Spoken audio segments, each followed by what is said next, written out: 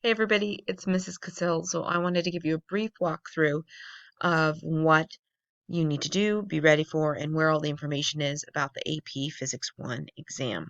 So this is on the College Board website. The first link that's there is a link for schools that are impacted by the coronavirus, and this is also what I've posted in Canvas and have sent home to you through email. So here's the main page for the AP Physics 1 algebra-based exam.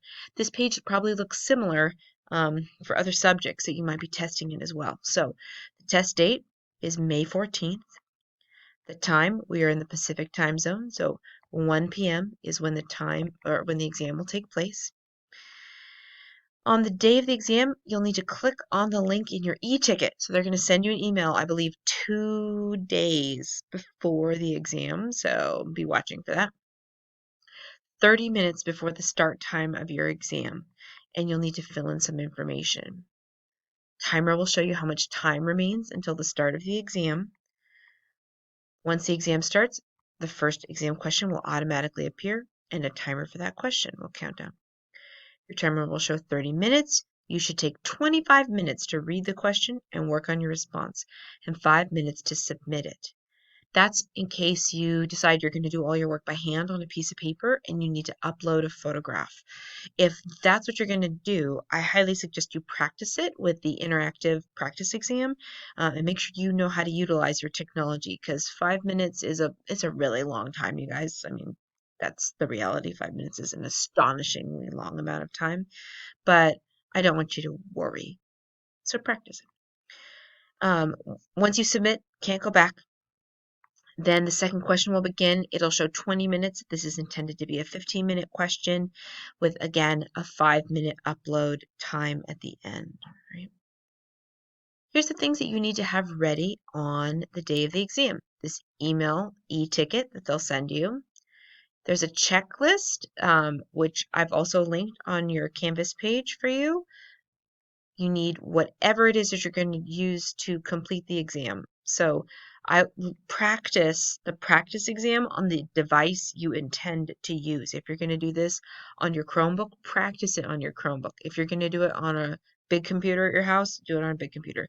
If you're going to do it on your phone in the parking lot at the school, then practice it on your phone in the parking lot at the school. Chrome is recommended as your browser, but it works on others. Internet connection. If you have any other accommodations, please talk to me if you think this is you. And then this is your equation sheet. So you probably have a couple of these bumming around your backpack from our class by now. For typing responses, you'll notice that it says here, Microsoft Word, Google Docs, Notes, etc., to enter and save text. So I don't know if that means that online it's a text box or what, but we'll check out the practice exam after this and see. So it looks like they recommend that you have something else that you're typing your paragraph length response in, that then you are copying and pasting from into the exam. All right. Here's the things you are permitted to use. So you are allowed to use your notes, any study guides, any textbooks, other classroom resources, previous assignments or assessments, and a calculator, of course. Here's what I can tell you about this. This is a great opportunity. If you sit down to take this exam and you think that, gosh, I'll just look it up, you will run out of time. So while this is an amazing opportunity to have all of your notes with you, it's also a giant time suck. Okay? So you may want to make a study guide for each of these. You may want to go on Flipping Physics and print out the lecture notes for the main intro for each of the 7 topics. Anything that's more succinct will help you. But the reality is that combing through this or trying to go and find an answer somewhere else while you're taking this exam, there simply won't be time. All right? You do need to know these things when you sit down to take that exam, and then use these to help you. All right? The reason this is here, this is not recommended. They know that they can't go in your home and stop you, though, right? There isn't a secure testing environment. Is it recommended that you have your notes with you? No. AP would rather say, nope, same rules apply. No notes, no cheating. They can't control that.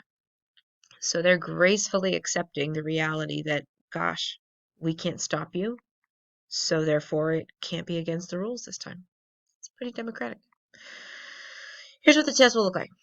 Question 1, and we will practice this week. A qualitative to quantitative translation. Hopefully you watched a Flipping Physics video about what does that question type mean.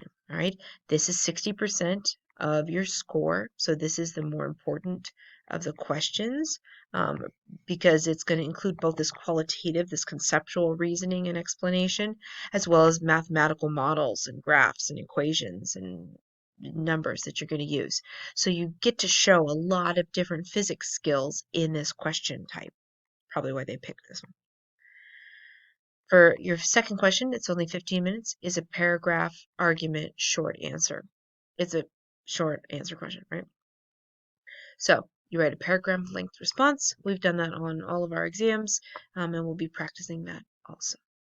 Units 1 through 7 are the units that are listed this week. They are kinematics, motion, forces, circular motion and gravitation, energy and work, momentum and its conservation, torque and angular motion and angular dynamics, and simple harmonic motion. Those are the 7 topics that are covered. Right? And then the makeup test dates and times. I am not sure what the criteria is for being eligible to do these. I don't believe forgot or something is how it works. Do it on the 14th. Okay. And then here's the link to the equation sheet also. So there you go. That, ladies and gentlemen, is the basic overview of the exam. Okay. Your checklist that they've provided for you is pretty nice and complete. They've got a lot of questions on there that kind of talk through some of the things that I've considered, like, gosh, if I'm typing versus handwriting, what do I want to practice?